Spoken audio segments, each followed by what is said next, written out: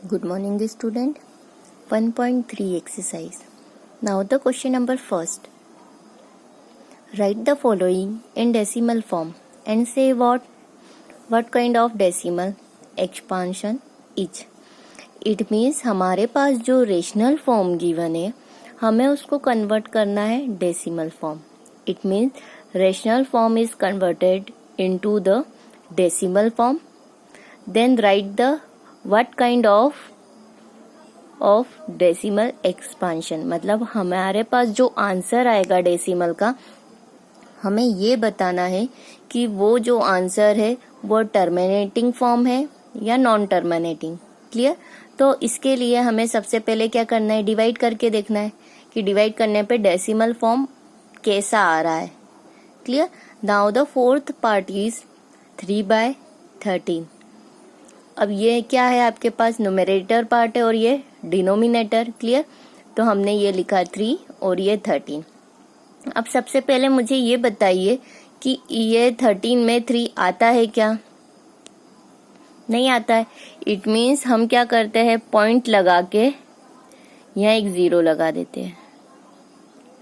अब 13 के टेबल की अगर हम बात करें तो यहाँ लिख ले क्या 13 का टेबल, तो हमें बहुत इजी हो जाएगा. क्लियर. अगर आपको नहीं आता है तो देखो 13 1 जा 13, 13 2 जा 26, 39, 52, 65, 78,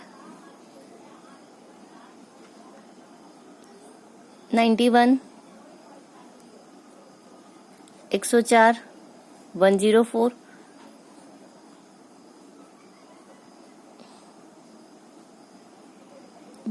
मतलब ये 1 2 3 4 5 6 7 8 9 10 ये 13 का टेबल हो गया. क्लियर. अब हम देखेंगे कि यहाँ पे देखो 3 टाइम्स में कितना आ रहा है 39, लेकिन हमारे पास कितना है 30 है. इट मीन्स हम कितने टाइम्स डिवाइड करेंगे 2 टाइम्स. तो मैंने यहाँ लिखा 2. क्लियर. तो यहाँ लिखा 26. 30 में से 26 दिया, कितना बचा 4. राइट. कितना बचा 4.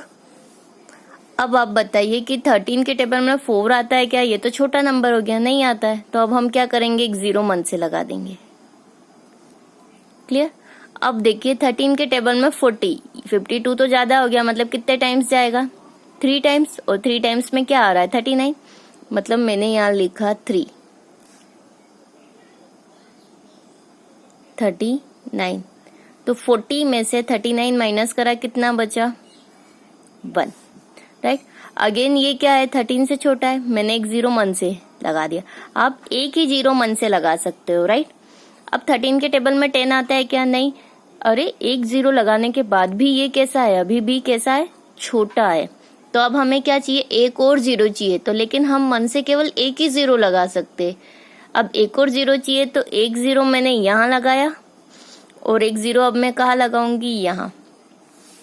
मतलब जब आपको रिक्वायरमेंट हो यहाँ पे तो एक ही 0 आप मन से ले सकते हो, लेकिन जब दूसरा 0 अगर आप लेते हो तो वो एक 0 यहाँ पर भी लगाना पड़ेगा. अब 13 के टेबल में 100 देखो, ये तो 104 है, ज्यादा हो गया. मतलब ये कितने टाइम्स आ रहा है आपका 7 टाइम्स आ रहा है.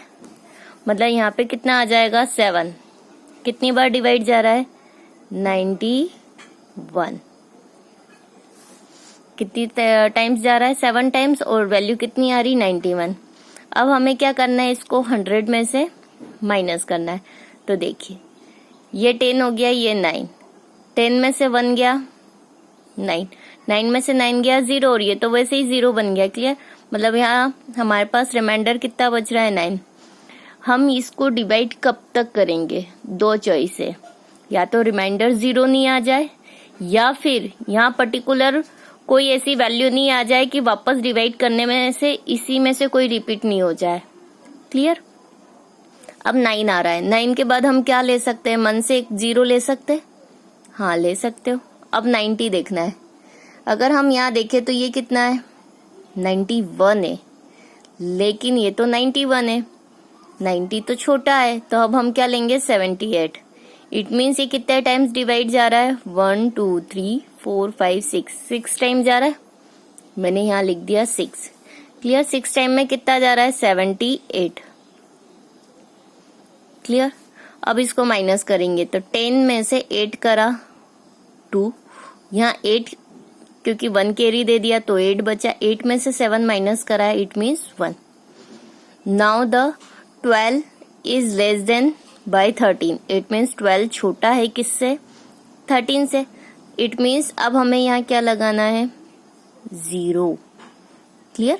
अब 0 लगाएंगे तो कितना बन गया, 120।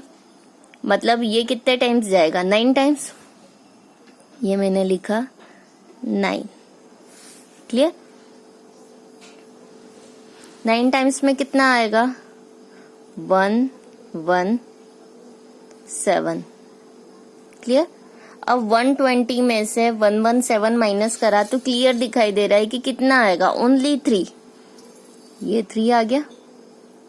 अब ये 3 क्या है, अभी भी छोटा है 13 से, इट मीन्स हमें क्या लगाना पड़ेगा, 0। राइट।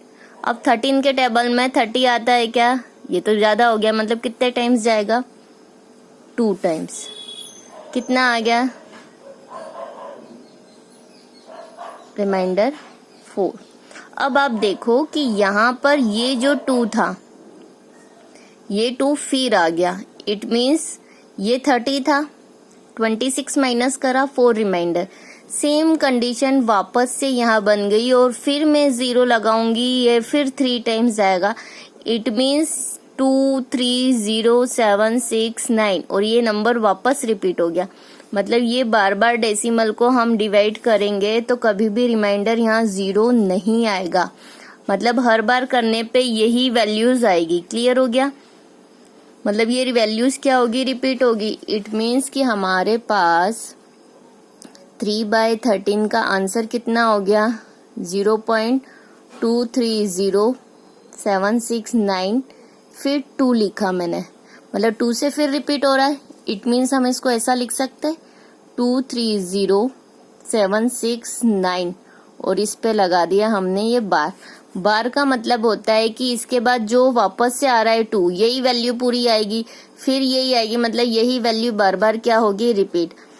तो जिस रेशनल फॉर्म का डेसिमल फॉर्म कभी भी एंड नहीं होता है, कंटिन्यू चलते रहता है, मतलब रिमाइंडर 0 नहीं आता है, कंटिन्यू चलते रहता है, वो फंक्शन कैसा होता है, non terminating. Clear. Non terminating होता है। ये हमारा क्या हो गया, डेसिमल एक्सपेंशन, और ये क्या हो गया हमारे लिए आंसर।